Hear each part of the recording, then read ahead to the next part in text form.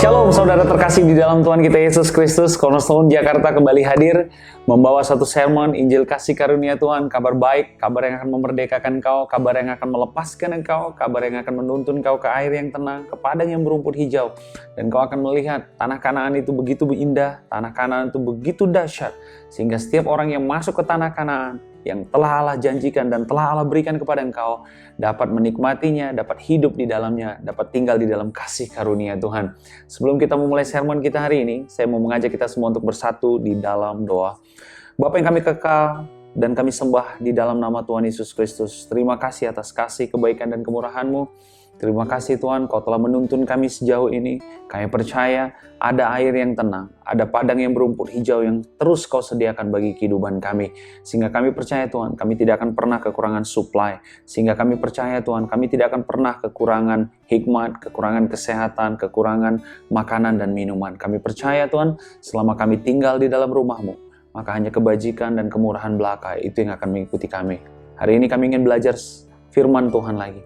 Engkau yang membuka hati dan pikiran kami, agar kami dapat menerima firman Tuhan ini sebagai kebenaran yang hidup, kebenaran yang kekal, kebenaran yang akan membebaskan dan melepaskan kami dari hal-hal yang jahat. Demi nama Tuhan kami Yesus Kristus, kami telah berdoa dan kami telah mengucap syukur. Amin. Bapak Ibu, di 2 sermon sebelumnya kita belajar tentang yang namanya Shalom, tentang yang namanya damai sejahtera. Kita sudah belajar bahwa Allah telah membayar dengan lunas semua damai sejahtera yang kau dan aku miliki hari ini. Waktu Yesus berkata di kitab Yohanes 14 ayat 27, aku memberikan engkau damai sejahtera. Damai sejahteraku kuberikan kepada engkau. Hari ini damai sejahtera yang engkau dan aku miliki adalah sama persis dengan damai sejahtera yang Yesus miliki.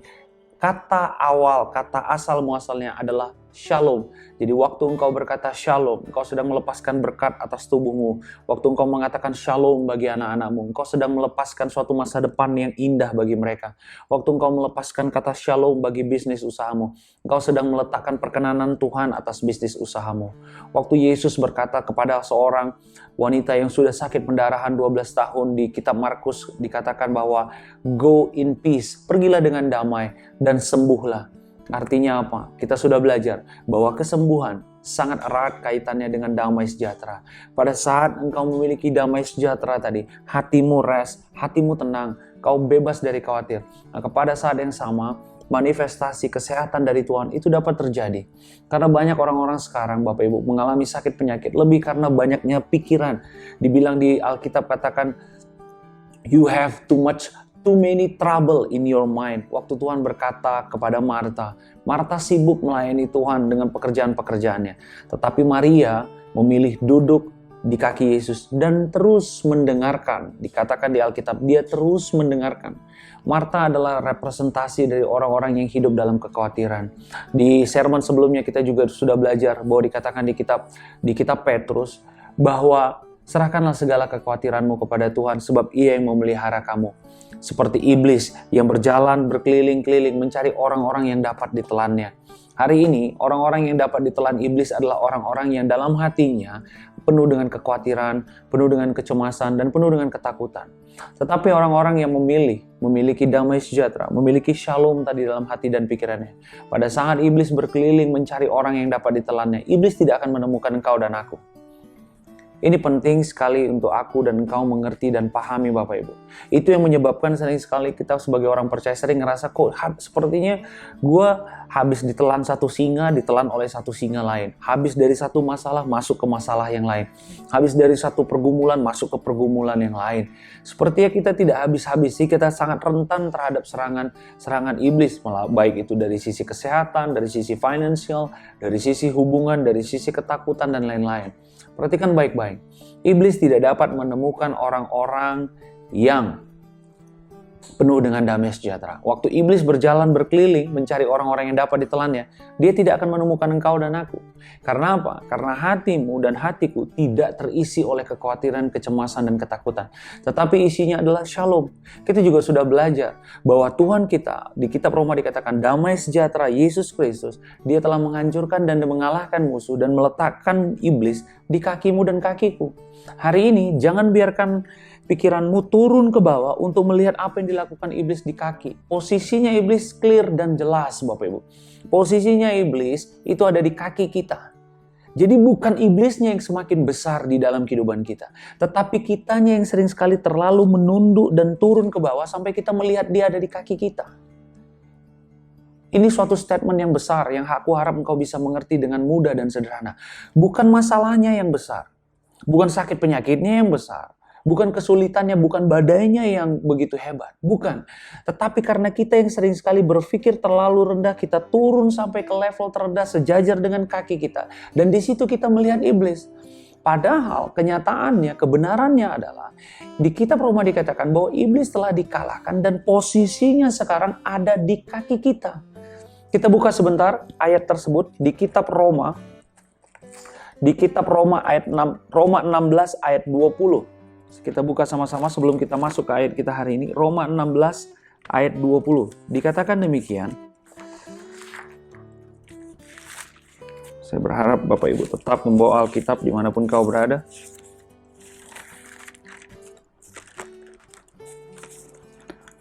Roma 16 ayat 20 dikatakan demikian. Semoga Allah, sumber damai sejahtera, segera akan menghancurkan iblis di bawah kakimu.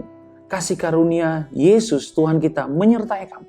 Jadi posisinya iblis, posisinya masalah, posisinya pergumulan, posisinya kekhawatiran, itu sebenarnya ada persis di bawah kaki kita. Jadi logikanya, harusnya engkau dan aku tidak melihat ada kekhawatiran, ada kecemasan, ada masalah di depan. Sepanjang yang engkau lihat adalah damai sejahtera, peace, sukacita, shalom yang ada di dalam hatimu. Sayangnya ketika melangkah dalam kehidupan, kita sering selalu melihat ke bawah. Dan kita tidak sadar, kita terus membungkukkan diri kita, membungkukkan dan membungkukkan dan membungkukkan.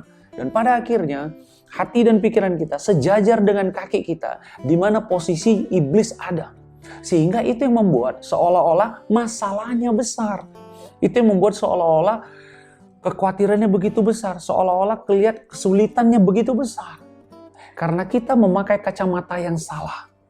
Amin. Aku berharap kau mengerti dari hal ini Bapak Ibu. Karena kita akan masuk lagi ke tema, masih dalam tema Shalom, damai sejahtera Tuhan. Kita akan belajar hari ini dari satu cerita yang diangkat di kitab 2 Raja-Raja. Dan cerita ini menurut saya sangat luar biasa. Kita akan belajar dari seorang wanita di kisah ini. 2 Raja-Raja 4 ayat 8 sampai 37. 2 Raja-Raja 4 ayat 8 sampai 37. Berbicara tentang perempuan Sunem dengan anaknya. Saya akan bacakan 3 ayat pertama sebagai pembukanya. Perempuan Sunem dengan anaknya. Pada suatu hari, Elisa pergi ke Sunem. Di sana tinggal seorang perempuan kaya yang mengundang dia makan. Jadi ada seorang perempuan yang kaya yang mengundang Elisa untuk mampir ke tempatnya, mengundang dia untuk makan. Dan seberapa kali ia dalam perjalanan, singgahlah ia ke sana untuk makan. Dan acap kali, beberapa kali, Elisa setiap kali melewati tempat itu, melewati ke daerah itu, dia selalu mampir ke rumah wanita yang kaya tadi untuk makan. Di ayat 9, berkatalah perempuan itu kepada suaminya. Perempuan ini berkata kepada suaminya, sesungguhnya aku sudah tahu bahwa orang yang selalu datang kepada kita itu adalah abdi Allah yang kudus. Terjadi diskusi antara istri dengan suami. Jadi gue udah tahu nih, yang datang ini kan abdi Allah yang kudus ya. Ayat 10. Baiklah kita membuat sebuah kamar atas yang kecil yang berdinding batu. Dan baiklah kita menaruh di sana baginya sebuah tempat tidur, sebuah meja, sebuah kursi, dan sebuah kandil. Maka apabila ia datang kepada kita, ia boleh masuk ke sana. Baiklah isi hati dan maksud dari wanita tadi. Dia ngobrol sama suaminya. Papa, kalau diskusi itu kira-kira sekarang ya. Ini kan abdi Allah, kayaknya dia udah sering datang dan sering makan di tempat kita. Kita bikinin satu kamar kecil yuk di atas yuk. Di kamar kecil itu kita taruh di situ nanti kita kasih dindingnya batu, kita bikin tempat tidur yang bagus, kita bikin sebuah meja, sebuah kursi dan sebuah kandil. Jadi ya kalau dia mau datang dia boleh masuk dan boleh beristirahat di sana. Di dalam bahasa Inggris dikatakan then he can stay there whenever he comes to us. Jadi setiap kali Elisa datang, dia bisa rebahan dan tidur di sana dan santai-santai di sana. Itulah maksud dan tujuan wanita tadi. Ayat 11. Pada suatu hari, datanglah ia ke sana, masuklah ia ke kamar atas itu dan tidur di situ. Elisa beristirahat di tempat yang telah disiapkan wanita tadi. Ayat 12. Kemudian berkatalah ia kepada Gehazi, bujangnya. Jadi ini anak buahnya si Elisa. Panggillah perempuan Sunem itu. Lalu dipanggilnyalah perempuan itu dan dia berdiri depan Gehazi. Elisa telah berkata kepada Gehazi, cobalah katakan kepadanya, sesungguhnya engkau telah sangat bersusah seperti ini untuk kami. Apakah yang dapat kuperbuat bagimu? Adakah yang dapat kubicarakan tentang engkau kepada raja atau kepada tentara? Jawab perempuan itu, aku ini tinggal di tengah kaumku. Jadi Elisa menawarkan sesuatu kepada wanita tadi. Kamu tuh udah repot-repot loh bikinin aku satu tempat, ada tempat tidurnya, ada mejanya. Gini deh, kamu mau minta apa sih sama aku? Kamu mau nggak saya ngomong sama raja atau kepada kepala tentara? Mungkin aku bisa membantu sesuatu. Wanita ini bilang, udahlah, nggak usah lah. Aku juga toh tinggal di tengah-tengah kaumku kok. Jadi aku juga aman, aku juga tenang-tenang dan baik-baik saja di sini. Nggak ada yang perlu kau khawatirkan. Kemudian berkatalah Elisa ayat 14, apakah yang dapat kuperbuat bagimu? Jawab Gehazi, ia tidak mempunyai anak dan suaminya pun sudah tua. Jadi yang memberitahu ini si bujangnya si Elisa. Lalu berkatalah Elisa, panggillah dia, panggil wanita tadi maksudnya. Dan sesudah dipanggilnya, berdirilah perempuan itu di pintu. Berkatalah Elisa, pada waktu seperti ini, juga tahun depan, engkau ini akan menggendong seorang anak laki-laki. Tetapi jawab perempuan itu, janganlah tuanku, ya abdi Allah, janganlah berdusta kepada hambamu. Ayat 17, mengandunglah perempuan itu, lalu melahirkan seorang anak laki-laki pada waktu seperti itu juga. Pada waktu berikutnya, seperti yang dikatakan Elisa kepadanya. Singkat cerita, Elisa menawarkan, yaudah, kamu aku doain dah, aku memperkatakan sesuatu bagi engkau. Tahun depan, di waktu yang sama, di hari yang sama, kamu akan sudah menggendong seorang anak laki-laki.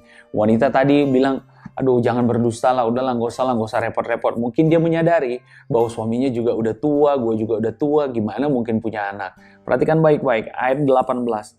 Sesudah itu anak itu menjadi besar. Pada suatu hari keluarlah ia mendapatkan ayahnya di antara penyabit-penyabit gandum. Jadi anak ini sudah gede, dia jalan-jalan ke daerah kebunnya, di antara penyabit-penyabit gandum. Ayat 19. Tiba-tiba menjeritlah ia kepada ayahnya, aduh kepalaku, kepalaku.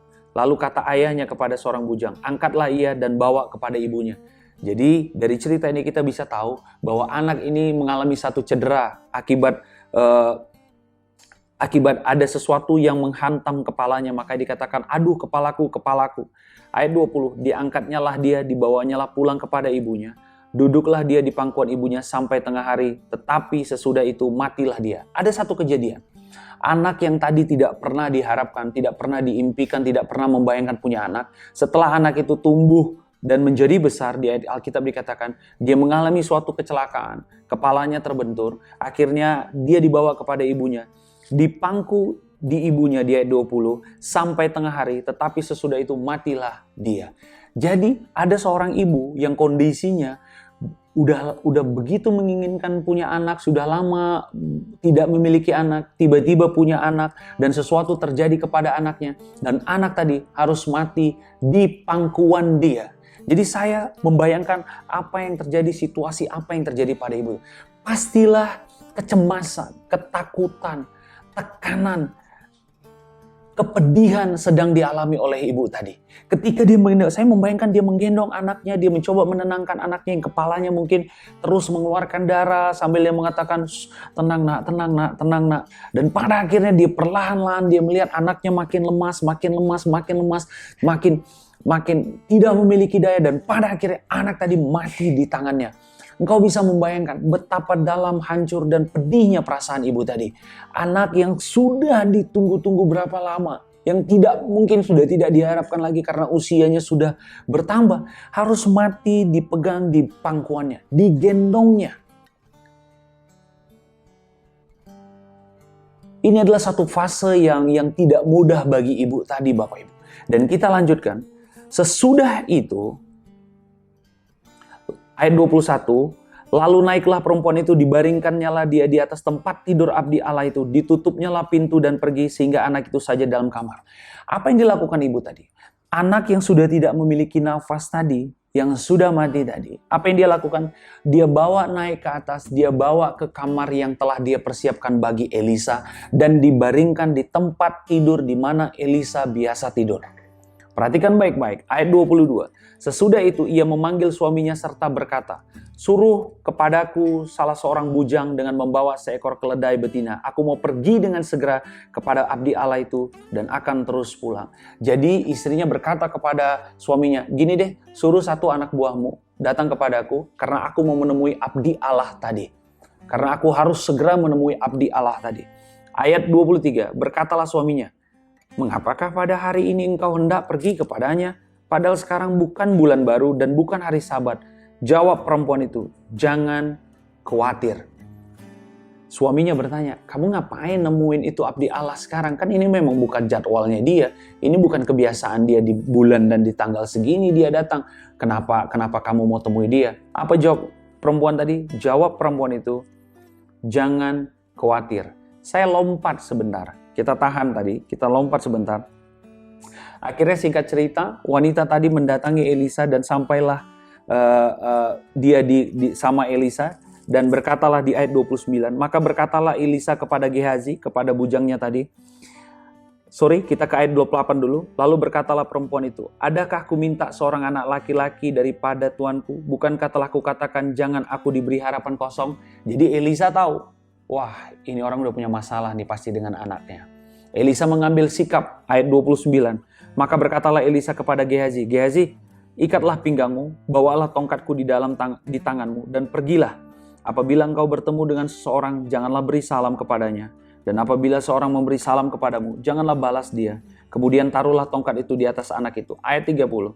"Tetapi berkatalah ibu anak itu, demi Tuhan yang hidup, dan demi hidupmu yang sendiri, sesungguhnya aku tidak akan meninggalkan kau." Lalu bangunlah Elisa dan berjalan mengikuti perempuan itu. Saya ingin kita berhenti sebentar di situ. Kita kembali ke ayat 23. Waktu perempuan itu ditanya oleh suaminya, "Kamu ngapain nemuin dia?" Apa jawab wanita tadi di ayat 23? Jangan khawatir. Bapak Ibu tahu, kata jangan khawatir yang dipakai di sini adalah shalom. Wow. Kata jangan khawatir yang dikatakan oleh wanita ini adalah shalom. Sulit membayangkan Bapak Ibu. Engkau baru saja kehilangan orang yang sangat kau kasihi. Orang yang sangat kau idamkan. Ingin kau miliki bertahun-tahun. Dan dia mati begitu saja. Dan pada saat orang terdekatmu bertanya kepada engkau, "Ngapain kamu pergi? Mau kepada siapa? Apa yang mau kau lakukan?" Apa jawab wanita tadi? Jangan khawatir. Shalom. Situasinya boleh sulit Bapak Ibu. Hati kita boleh tidak menentu. Masalah di depan boleh begitu banyak. Mungkin ada tagihan-tagihan yang sudah ngantri. Hari Senin A, hari Selasa B, hari Rabu C, hari Kamis D. Ada tagihan-tagihan yang sudah mengantri. Mungkin begitu banyak proyek-proyek yang sedang ada di depan matamu, yang sedang ngantri, yang harus dikerjakan. Mungkin ada angin sakal yang begitu hebat yang sedang menimpa keluargamu saat ini. Mungkin ada satu pergumulan, engkau berdoa agar suamimu diubahkan. Mungkin itu jadi masalah bagi engkau dan bagiku. Mungkin saat ini engkau sedang memiliki masalah hubungan dengan saudaramu, dengan orang tua, dengan anak atau siapapun. Mungkin sepertinya itu terlalu besar. Tetapi ingat, kita belajar dari wanita ini.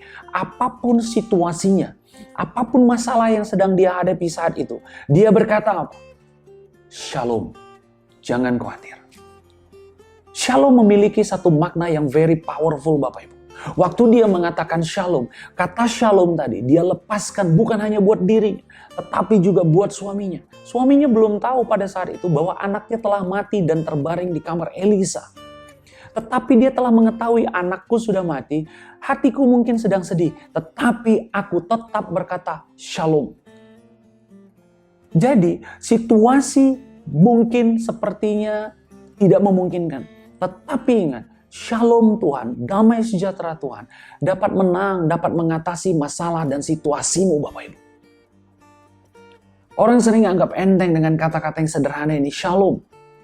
Waktu engkau melepaskan shalom, engkau sedang mengatakan dirimu shalom. Arti kata shalom yang dipakai artinya di dalam bahasa aslinya Bapak Ibu. Shalom itu juga artinya damai sejahtera. Shalom itu juga artinya healthy. Shalom itu juga artinya well, aku baik-baik saja. Shalom itu juga artinya aku komplit, aku utuh, aku sempurna. Belajar untuk melihat kehidupan kita dari perspektif yang benar, Bapak Ibu. Saya berkatakan berkali-kali. Wanita tadi tidak memperkatakan, Pak, gimana Pak, anak kita satu-satunya udah mati. Aduh Tuhan, gimana Pak? Tadi siapa sih anak buahmu itu yang gak hati-hati kok bisa sampai dia kena sambit? Aduh, gimana Pak, gimana? Ma, gimana situasinya gimana ini? Anak kita tidak berubah, sudah berpuluh-puluh tahun kita berdoa buat dia gak berubah. Aduh, kenapa dia gak bisa meninggalkan kebiasaannya? Aduh, kenapa company kuning sepertinya tidak sayang kepadaku, aku tidak diperhatikan. Perhatikan baik-baik Bapak Ibu. Don't speak about the mountain, but speak to the mountain. Jangan bicarakan gunung masalahnya, jangan bicarakan situasinya, tetapi perkatakan hal untuk situasinya. Waktu wanita tadi tidak mengeluh, dia cuma bilang, Pak, kasih satu bujangmu kepadaku, dan dia akan ikut aku. Mama mau kemana? Aku mau ketemu sama abdi Allah itu. Jangan khawatir. Shalom. Berangkatlah wanita tadi dengan damai sejahtera Bapak Ibu. Berangkatlah wanita tadi dengan penuh keyakinan bahwa peace-nya Allah. Sesuatu pasti terjadi pada saat dia datang kepada abdi Allah. Wanita tadi adalah wanita yang menurut saya kita bisa belajar hal yang luar biasa. Waktu dia dapat masalah, apa masalahnya? Anak yang dikasihinya yang sangat dirindu-rindukannya harus mati di tangan dia. Harus mati di tangan dia. Apa yang dia lakukan? Dia membawa anak yang mati tadi ke ruangan Elisa. Apa konteksnya dalam kehidupan kita saat ini Bapak Ibu? Waktu engkau memiliki masalah, waktu engkau memiliki pergumulan, waktu engkau memiliki suatu kesulitan, jangan pernah pegang masalah tadi. Jangan pernah rangkul dan gendong masalah tadi. Engkau tidak akan kuat. Tetapi bawa masalah tadi kepada Tuhan. Sama seperti wanita tadi. Dia membawa tubuh yang sudah mati tadi ke kamarnya abdi Allah tadi. Ini adalah sebuah ilustrasi di dalam konteks kehidupan kita Bapak Ibu. Waktu engkau menemukan masalah, engkau melihat ada kekhawatiran, ada potensi kendala di depan. Jangan pernah belajar untuk mencoba menghadapinya. Tetapi langsung serahkan itu kepada Tuhan. Karena peperangan itu milik Allah. Peperangan itu peperangannya Allah. Hari ini Allah ingin menunjukkan kepada engkau bahwa dia mau berperang bagi engkau. Dia mau mengalahkan musuh-musuhmu dan meletakkan iblis di bawah kakimu. Wanita tadi tidak lama-lama dia memegang anaknya dan meratapi, aduh nak, kenapa engkau nak, aduh nak, kau udah begitu lama mama inginkan, begitu lama engkau begitu kuinginkan, kenapa kau harus mengalami kejadian seperti itu? Tidak. Orang percaya tidak merengek-rengek Bapak Ibu. Orang percaya itu tidak berkeluh kesah. Tetapi orang percaya itu yang pertama dia lakukan adalah dia membawa masalahnya kepada Tuhan. Sama seperti waktu Yesus. Waktu dia memiliki 5 roti dan 2 ikan. Dan di depannya ada 5.000 orang yang belum makan. Yesus apa yang dilakukan Yesus? Yang pertama dilakukan oleh Tuhan Yesus adalah dia menengadah ke langit. Menengadah ke langit artinya apa? Dia fokus kepada Tuhannya. Kalau saja Yesus fokus kepada 5 roti dan 2 ikannya, maka dia akan melihat kekurangan. Tapi Yesus tidak melihat kepada 5 roti dan 2 ikan. Tetapi Yesus menengadah ke langit. Dia melihat suatu sumber yang tidak terbatas. Dia melihat suatu sumber yang unlimited. Dia melihat suatu sumber yang mampu melakukan hal yang besar kapanpun, dimanapun. Yang dilakukan Yesus, dia menengadah ke langit. Setelah dia menengadah ke langit, apa yang dilakukan oleh Yesus? Yang dilakukan Yesus berikutnya adalah dia mengucap syukur dan membelah-belah roti tadi. Perhatikan baik-baik, kita belajar sesuatu dari wanita tadi. Pada saat dia memiliki masalah, memiliki sesuatu yang tidak dia harapkan terjadi di pangkuannya, dia belajar untuk tidak memegang kekhawatiran tadi. Dia belajar untuk tidak memegang ketakutan tadi dengan cara apa? Menyerahkan anak tadi dan meletakkannya ke kamar abdi Allah. Ini konteksnya apa yang bisa kita pelajari. Pada saat engkau mengalami suatu kekhawatiran, ada sesuatu yang timbul dalam hati dan pikiranmu, ketakutan atau apapun. Sesegera mungkin serahkan itu kepada Tuhan. Dengan cara yang sederhana.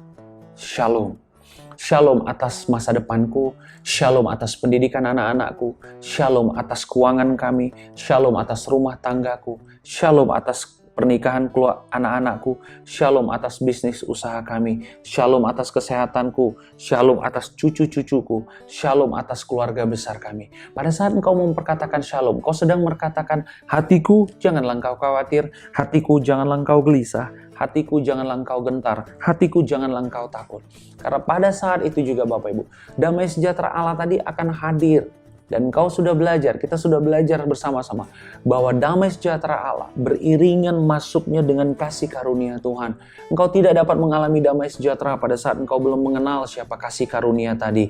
Dan engkau tidak akan dapat mengalami yang namanya damai sejahtera sebelum engkau dapat mengetahui bahwa kasih karunia tadi berbicara tentang satu pribadi, yaitu Yesus. Jadi waktu engkau berkata bahwa shalom atas hatiku, shalom atas pikiranku, shalom atas masa depanku, shalom atas kesehatanku, engkau sedang berkata bahwa Yesus jadilah engkau Tuhan atas masalahku, Yesus jadilah engkau jawaban atas doaku, Yesus jadilah engkau Tuhan atas semua kesehatanku. Maka engkau akan melihat kesehatan, manifestasi, masa depan yang gilang gemilang Tuhan sediakan di dalam kehidupanmu dan kehidupanku. Perhatikan baik-baik. Wanita tadi hanya memiliki satu kata di dalam hidupnya waktu dia berkata sama suaminya, jangan khawatir, shalom. Kata khawatir, jangan khawatir yang dipakai di sini adalah shalom. Saya ingin menutup dengan hal yang sederhana Bapak Ibu. Kita belajar tadi bahwa wanita tadi walaupun kondisi dan situasinya sulit, dia tetap memperkatakan shalom. Hari ini tetap perkatakan shalom bagi hidupmu, bagi kesehatanmu, bagi anak-anakmu, bagi bisnis usahamu, bagi keluargamu, bagi suamimu, bagi istrimu, dan bagi orang-orang yang kau kasih. Tetap perkatakan shalom. Artinya apa? Waktu kau mengatakan shalom, kau meminta penyertaan Tuhan yang hadir, meminta damai sejahteranya Tuhan yang hadir. Karena pada saat damai sejahtera Tuhan tadi hadir Bapak Ibu, maka kasih karunia Tuhan yang beriringan dengan damai sejahtera tadi akan masuk dan mengalir dengan bermanifestasi dengan bebasnya di dalam kehidupanmu. Sehingga engkau akan melihat area-area kehidupanmu terberkati. Engkau akan melihat kemenangan demi kemenangan dan keberhasilan di setiap area kehidupanmu. Amin. Saya Mario Martin Gultom berhenti berbicara hari ini. Sebelum menutup sermon ini, saya mau mengajak kita semua untuk bersatu di dalam doa. Bapa yang kekal dan Bapa yang kami sembah di dalam nama Tuhan Yesus Kristus, terima kasih Tuhan. Hari ini kami boleh belajar lagi tentang shalom, tentang damai sejahtera-Mu. Dan kami percaya Tuhan, pada saat kami meminta shalom tadi, damai sejahtera tadi, maka kami percaya kelepasan akan terjadi, pembebasan akan terjadi, kami akan disembuhkan, kami dipulihkan, kami dimakmurkan, dan kami dimerdekakan. Dan kami hidup bebas khawatir, bebas takut, bebas cemas. Demi nama Tuhan kami Yesus Kristus, kami telah berdoa dan kami telah mengucap syukur. Amin. Saya Mario Martin Gultom berhenti berbicara hari ini. Kita bertemu lagi di dalam sermon kita yang selanjutnya. Tetap berbicara dan memperkatakan kasih karunia Tuhan. Dan sampaikan kabar baik ini ke banyak orang, agar semakin banyak orang yang menerima kabar baik, Injil kasih karunia Tuhan. Dan kau akan semakin melihat orang-orang di sekelilingmu dimerdekakan, dilepaskan. Dan saya percaya Tuhan akan membawa engkau ke air yang tenang dan membaringkan engkau di padang yang berumput hijau. Tuhan Yesus memberkati engkau. God bless you and see you.